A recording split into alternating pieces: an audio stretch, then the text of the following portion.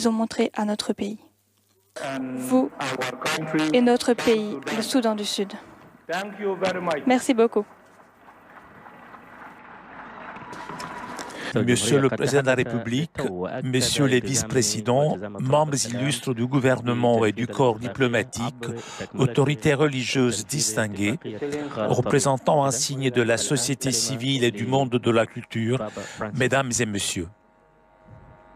Illustri membri del governo e del corpo diplomatico, distinte autorità religiose, insigni rappresentanti della società civile e del mondo della cultura, signore e signori.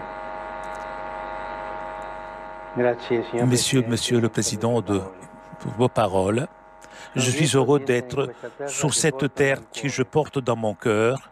Je vous remercie, Monsieur le Président, pour les mots d'accueil que vous m'avez adressés. Je salue cordialement chacun de vous et à travers vous toutes les femmes et les hommes qui peuplent ce jeune et cher pays.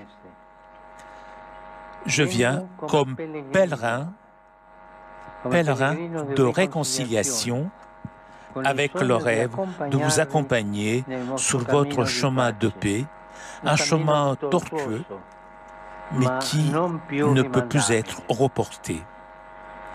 Je ne suis pas venu seul, parce que dans la paix comme dans la vie, on marche ensemble. Je suis donc chez vous avec deux frères, l'archevêque de Canterbury et le modérateur de l'Assemblée générale de l'Église d'Écosse, que je remercie pour ce qu'ils viennent de nous dire, ou nous dirons. Ensemble, nous nous présentons à vous et à ce peuple au nom de Jésus-Christ, Prince de la paix. Nous avons en effet entrepris ce pèlerinage écuménique de paix après avoir écouté le cri de tout un peuple qui, avec grande dignité, pleure à cause de la violence qu'il subit, du perpétuel manque de sécurité, de la pauvreté qui le frappe et des catastrophes naturelles qui sévissent. Les années de guerre et de conflit ne semblent pas connaître de fin et même récemment, même hier, de durs affrontements ont eu lieu, alors que le processus de réconciliation semble paralysé et que les promesses de paix restent inaccomplies.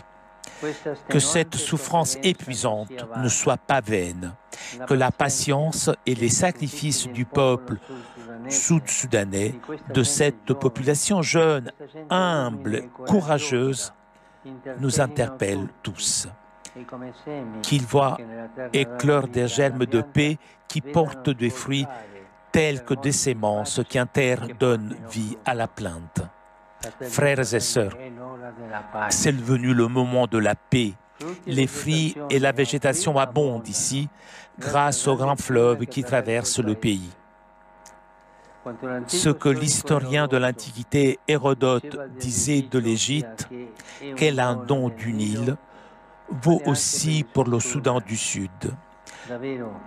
Comme on le dit ici, cette terre est vraiment une terre de grande abondance. Je voudrais donc me laisser porter par l'image du grand fleuve qui traverse ce pays récent, mais à l'histoire ancienne.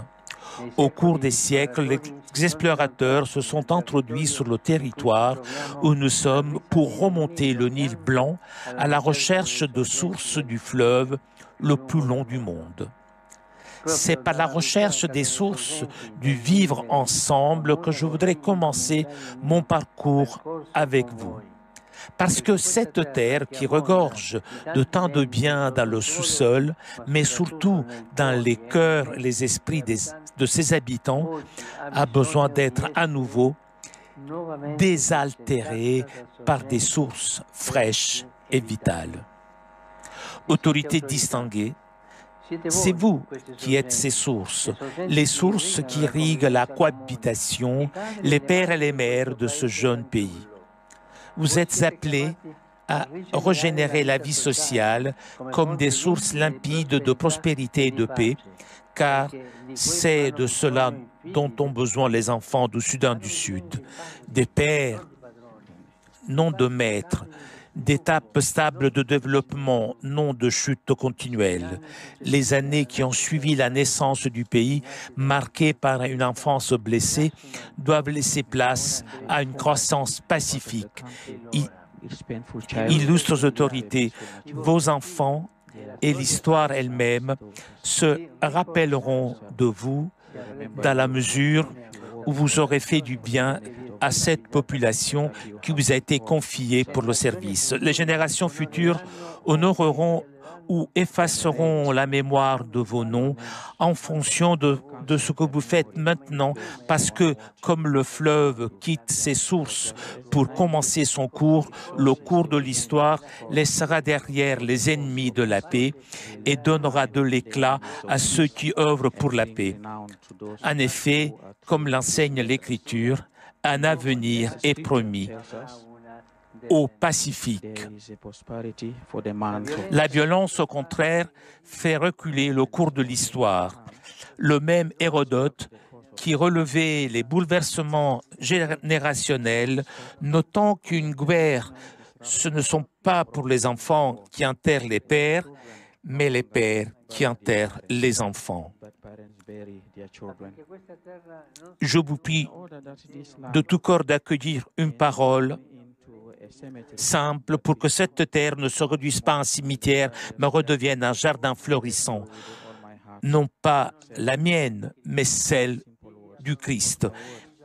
Il a prononcé dans un jardin à Gethsemane lorsque, voyant l'un de ses disciples qui l'avait dégainé l'épée, il dit « Assez ».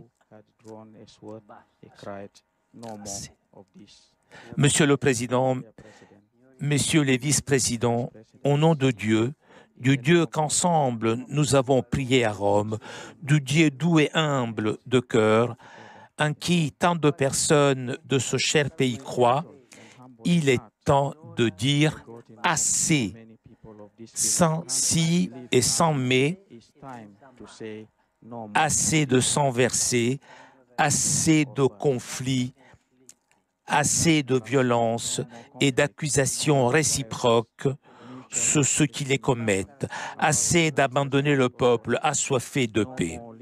Assez de destruction, c'est l'heure de la construction, que le temps de la guerre soit rejeté et que se lève un temps de paix.